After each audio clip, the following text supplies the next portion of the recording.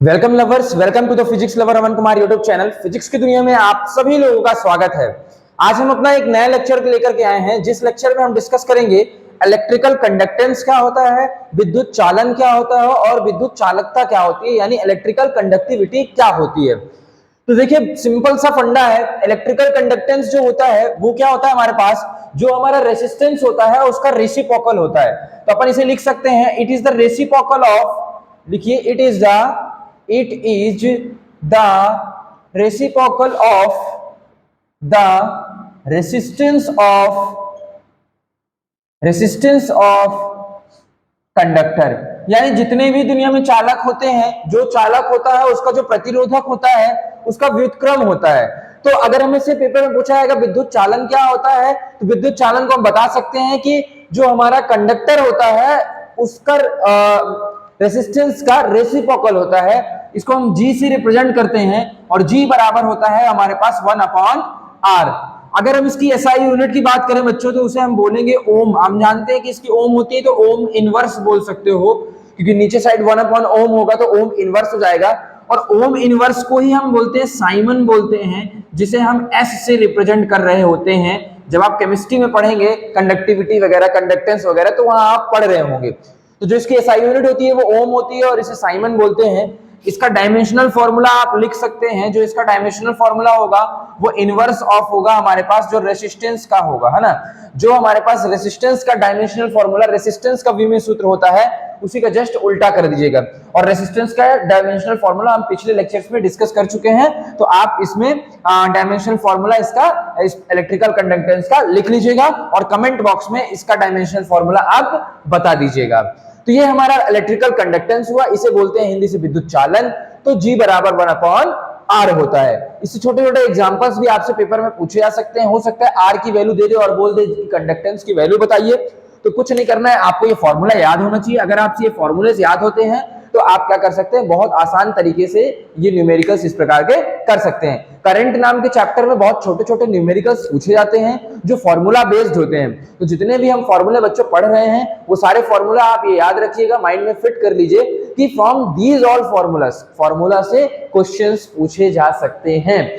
तो R की value देकर के G पूछ सकता है, या फिर G की वैल्यू देकर के R पूछ सकता है। हमारा जो दूसरा टॉपिक है, इसमें हमारा जो दूसरा टॉपिक है उसका नाम है इलेक्ट्रिकल कंडक्टेंस। मतलब कि ये अभी हमने विद्युत चालन पढ़ा और अब हम विद्युत चालकता पढ़ेंगे। क्या पढ़ेंगे बच्चों? विद्युत चालकता, यानी इलेक्ट्रिकल कंडक्टेंस है। हम जो सीरीज आपको लेकर के आए हैं करंट नाम की, या फिर जितने भी चैप्टर्स हम कर रहे हैं, सारी आपके एनसीईआरटी बेस्ड है। एनसीईआरटी का ही सब कुछ कराया जा रहा है, जो कि आपके नीट पॉइंट ऑफ व्यू से बहुत ज्यादा इंपॉर्टेंट है और बोर्ड पॉइंट ऑफ व्यू से और जेई में भी। तो इसे हम लिख सकते हैं electrical conductivity. Electrical conductivity, conductivity का मतलब क्या होता है बच्चों? इलेक्ट्रिकल कंडक्टिविटी का मतलब विद्युत चालकता। कंडक्टिविटी का मतलब होता है विद्युत चालकता।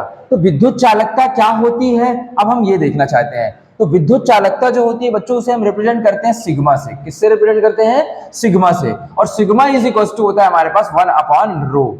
रो आप लोगों को पता होगा, स्पेसिफिक रेसिस्टेंस वाला, रेसिस्टिविटी जो होती है, रो जो हो जाता है हमारे पास, उसे बोलते हैं बच्चों रेसिस्टिविटी। हमने पढ़ चुके हैं पिछले लेक्चर्स में, रो के बारे में पढ़ा था हमने कि रो को रेसिस्टिविटी बोलते हैं, यानी प्रतिरोधकता बोलते हैं, है ना। क्या बोलते हैं? प्रतिरोधकता बोलते हैं। यहाँ इलेक्ट्रिकल कंडक्टेंस पढ़ रहे हैं, यानी विद्युत चालकता पढ़ रहे हैं, तो विद्युत चालकता को हम सिग्मा से डिनोट करते हैं। ऐसे होता है हमारे पास, है ना, ऐसे बनता है सिग्मा, ठीक है ना। तो ये हमारे पास क्या हो गई, हमारे पास रो क्या है, हमारे पास रो को हम बोलते हैं प्रतिरोधकता, है ना।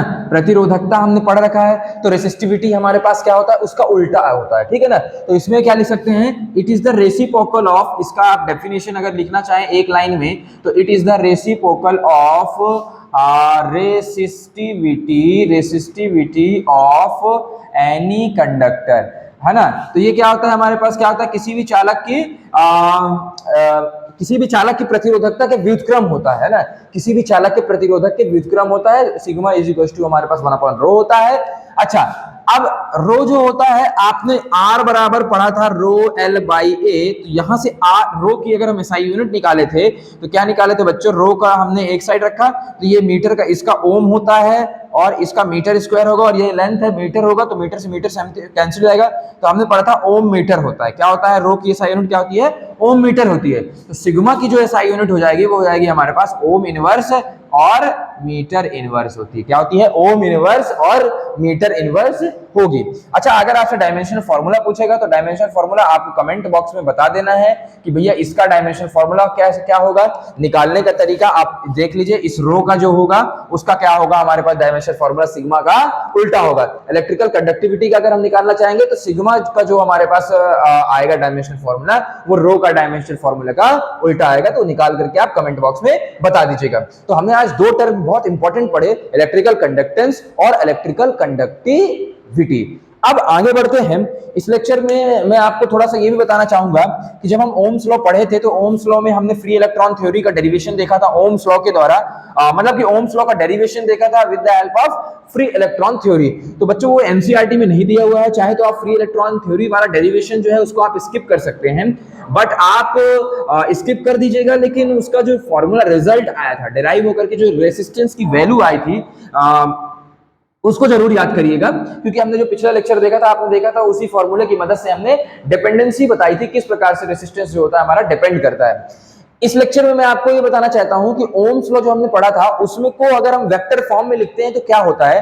एक्चुअली इसको मैं इसलिए पढ़ा रहा हूं क्योंकि ये हमारा जो है एनसीईआरटी में दिया हुआ है, तो इससे रिलेटेड आपके ऑब्जेक्टिव तैयार हो सकते हैं और ये भी पूछा जा सकता है कि Ohm's law in vector form कैसे लिखेंगे, वो भी हमसे पूछा जा सकता है। तो अगर हम वेक्टर फॉर्म में लिखने की कोशिश करते हैं तो कैसे लिखेंगे। वेक्टर जो होता है हम जानते हैं, वेक्टर को जैसे ई है, ई के ऊपर ऐसे लगा दिए मतलब ई वेक्टर हो जाएगा। और जब हम v बराबर आई आर लिख रहे थे, v बराबर आई आर लिख रहे थे बच्चों, तो हम जानते थे कि v जो होता है वो क्या होता है, वो भी एक स्केलर क्वांटिटी होती है और करंट भी हमारे पास क्या होता है बच्चों, स्केलर क्वांटिटी होती है, और ये तो कांस्टेंट ही था। तो दो स्केलर क्वांटिटी का कंबाइनेशन बना हुआ था। अब इसी ओम्स लॉ को हमें क्या करना है कि दो वेक्टर का कंबाइनेशन बनाना है। तो देखिए v बराबर हमारे पास होता है बच्चों आई आर होता है, और आप पढ़े होंगे हमने बताया था v is equal to E D, आपको याद कराया था, तो ई डी की जगह एल लिख सकते हैं, तो v is equal to E L लिख सकते हैं। तो v की जगह हम लिख देंगे ई एल और आई। और हमने रेसिस्टेंस का जो एक फॉर्मूला आपको याद करवाया था, R is equal to rho L by A होता है, ये आप 10th क्लास में भी याद करके आए थे। पहले क्या किया था, रेसिस्टेंस बोला था डायरेक्टली प्रोपोर्शनल होता है लेंथ के, फिर क्या बोला था कि रेसिस्टेंस इनवर्सली प्रोपोर्शनल होता है एरिया के, फिर जब हमने हटाया था तो हमारे पास ये आया था R is equal to rho L by A. तो रेसिस्टेंस की जगह बच्चों हम यहाँ पे लिख देंगे रो एल बाई ए लिख देते हैं, ये हमारे पास रो है, एल बाई ए लिख देते हैं। दोनों साइड से एल एल कैंसिल हो जाएगा, तो E बराबर हमारे पास क्या बचेगा, आई अपॉन ए इंटू रो। अब आप सब लोग को पता है बच्चों की जब हम आई अपॉन ए करते हैं यानी करंट अपॉन क्या कर रहे हैं, हम एरिया कर रहे हैं, यानी क्षेत्रफल अपॉन क्या कर रहे हैं, सॉरी धारा बटे क्षेत्रफल कर रहे हैं, धारा बटे क्षेत्रफल कर रहे हैं, क्या कर रहे हैं, धारा बटे क्षेत्रफल। तो हमने पढ़ रखा है भैया कि आई अपॉन एरिया जो होता है उसे हम बोलते हैं बच्चों जे बोलते हैं, यानी करंट डेंसिटी बोलते हैं। आपको करंट डेंसिटी में पढ़ाया गया होगा कि करंट अपॉन एरिया जो होता है वो हमारे पास क्या होता है, करंट डेंसिटी होता है। तो अगर हम वेक्टर फॉर्म में लिखेंगे तो ई वेक्टर और इधर साइड जे वेक्टर, तो ये हमारा वेक्टर फॉर्म में हो गया। देखिए ये हमारा आंसर आ गया है, इसे हम ओम्स लॉ ही बोलते हैं और ये ओम लॉ को वेक्टर फॉर्म में लिखने का तरीका है। तो पेपर में आपको ये डिराइव करने के लिए भी आ सकता है कि ओम्स लॉ को वेक्टर फॉर्म में डिराइव कीजिए, कुछ नहीं करना, v बराबर आई आर लगा देना है, v का जो हम फॉर्मूला जानते हैं वो लगा देना है, r का जो फॉर्मूला जानते हैं वो लगा देना है, फिर i बाय a को हम जो लिख सकते हैं वो लिख देना है। तो ये आ गया। अच्छा, इसको दूसरे शब्दों में, इसको दूसरे फॉर्म में भी लिखा जा सकता है, कैसे, j वेक्टर की अगर हम वैल्यू निकालेंगे तो ये रो इसके नीचे डिवाइड हो जाएगा, तो j वेक्टर बराबर आएगा हमारे पास e वेक्टर अपॉन रो आ जाएगा, ठीक है। और बच्चों आप लोगों को सबको पता है, अभी थोड़ी देर पहले ही मैंने डिस्कस किया है कि सिग्मा जो होता है हमारे पास, इलेक्ट्रिकल कंडक्टिविटी जो होती है, sigma is equal to 1 upon rho होता है। तो 1 अपॉन रो की जगह हम सिग्मा लिख सकते हैं। तो यहाँ पे अगर हम देखें तो 1 अपॉन रो लिखा हुआ है, तो 1 अपॉन रो की जगह हम क्या लिख सकते हैं, सिग्मा लिख सकते हैं। तो ई वेक्टर इंटू सिग्मा, तो ये भी हमें आपको याद रखना है। आपको कुल मिलाकर के ये फॉर्मूला याद रखना है। अब इस फॉर्मूले की मदद से देखो हमने जे बराबर इस रो को नीचे भेजा तो ई वेक्टर अपॉन रो आ गया, और 1 अपॉन रो जो होता है उसे हम सिग्मा लिखते हैं। तो ऑब्जेक्टिव में आपसे ये भी लिखा रह सकता है और ये भी लिखा रह सकता है, दोनों में से कोई भी चीजें लिखी रहेंगी, तो आपको दोनों चीजें पता होनी चाहिए। फॉर्मूला आपको मैं एक बताता हूं तो इसका मतलब ये नहीं है आपको वैल्यू पुट करके कुछ और भी पूछा जा सकता है। हो सकता है पेपर में ऑब्जेक्टिव में ये वाला वैल्यू दे दे, जे की जगह आई अपॉन ए ही रहने दे, तो कुछ भी आपसे दे सकता है ना। तो इसको आपको समझ समझ के ऑब्जेक्टिव्स वगैरह सॉल्व करने पड़ेंगे। आपको बस ये याद रखना है कि इसी ये ओम्स लॉ है और किस फॉर्म में है, वेक्टर फॉर्म में, E vector is equals to J rho. ठीक है, यहां तक हमारा ओम्स लॉ वेक्टर फॉर्म में भी कंप्लीट हो गया। तो इस लेक्चर में हमने इलेक्ट्रिकल कंडक्टेंस देखा, कंडक्टिविटी देखा और ओम्स लॉ को वेक्टर फॉर्म में देखा। तो मेरे हिसाब से आपको ये लेक्चर समझ में आ गया होगा। मिलते हैं नेक्स्ट लेक्चर में, तब तक के लिए आप पढ़ते रहे और आगे बढ़ते रहे। Best of luck. Thank you lovers.